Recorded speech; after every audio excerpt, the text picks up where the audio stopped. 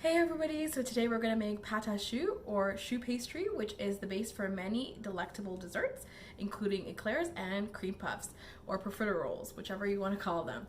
Today I'm going to use it to make crullers, which are donuts, and I can't wait. I've never made crullers before, but I have made pate choux. It does take, even though it's really easy to put together, you do need to make it a few times just to get the right consistency and to make sure you got it down pat. But don't be scared to attempt this. It is a great recipe to have in your repertoire. So once you've gathered all your ingredients, the first thing you're going to do is grab a cast iron pot or another deep pot and get your oil heating on medium heat. That way when the ingredients come together, you're ready to go. So the next thing you're going to do is grab a medium-sized pot. Stainless steel works best, but any pot will do. And you're going to combine basically all the ingredients except the eggs and flour. So that's your milk and water mixture. You can do just plain water if you like. I'm doing a mixture of half water and half milk because it'll give it a little bit more flavor. You're going to add your sugar. So that was approximately 1 cup of milk. Then we're going to add about a tablespoon of sugar.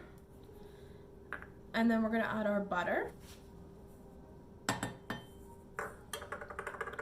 we're going to add half a teaspoon of salt and any aromatics that you want to use. So in this case, I'm going to use orange zest to give it a little bit of flavor. And you can add vanilla if you like. So just about like a teaspoon of vanilla. And then you're going to put all of this on heat until it comes to a simmer. As soon as it comes to a simmer, you're going to take it off the heat and add all of the flour all at once, and I'll show you what that looks like. So while my milk and butter and sugar are melting away, I'm going to prepare a sugar coat for the donuts once they're done frying. So I've got like about a cup of granulated sugar, and I'm going to add some spices to it to make like a spiced sugar. So I'm going to do about 2 tablespoons of cinnamon. And then I'm going to do about a teaspoon of ground cardamom.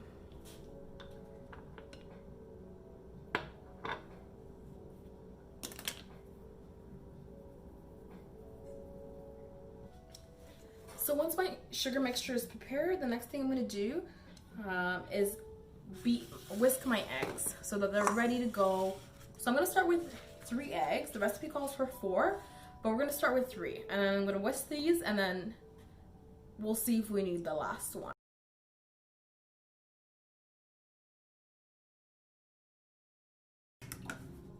Alright, once they're whisked, just set them aside for now. Your mixture should be almost simmering by now. So as soon as it simmers, we're going to take it off the heat, and then we're going to add our flour, which is approximately 1 cup of flour. You're going to dump it all in, and then you're going to mix it until it's smooth. My mixture has come to a simmer. I'm just going to dump all the flour in.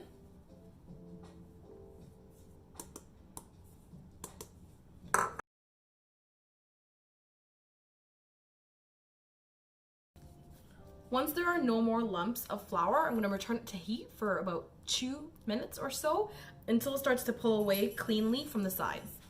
So what I mean by cleanly is that it just comes kind of together into like a little ball. So now we're going to add it to our stand mixer, the bowl of our stand mixer.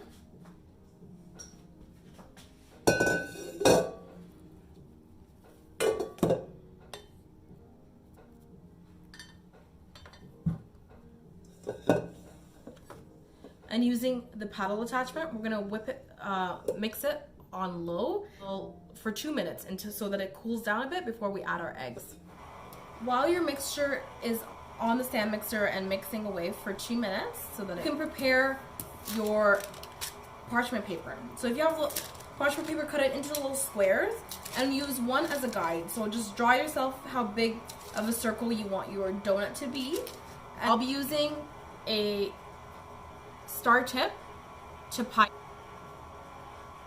like that. If you want to make profiteroles, please use a large round tip, but for eclairs it's actually best to use this kind of tip as well. A French star tip is best. So just prepare your area and then we'll be ready to roll. So it's been 2 minutes. I'm gonna add my 3 eggs that I've previously beaten. I'm gonna add those and then we'll see if we need the 4th egg. We basically want to be able to make a trail with our finger in the dough without it, for it to stay like that. And I'll show you what So I ended up using all 4 eggs, but just remember, you can always add more, but you can't take it away. So if you need that 4th egg, whisk it before adding it slowly a little bit at a time until you reach the desired consistency. And that consistency is, it needs to be smooth, a little bit glossy, and you need to be able to make a little trowel, and it has to hold its shape. So you want it to be able to be soft enough for you to be able to pipe it, but at the same time you want it to hold its shape. So the next thing we're going to do is transfer this to a piping bag, and we're going to pipe our crullers. There we go. Got my batter in a piping bag, and I'm using a star tip.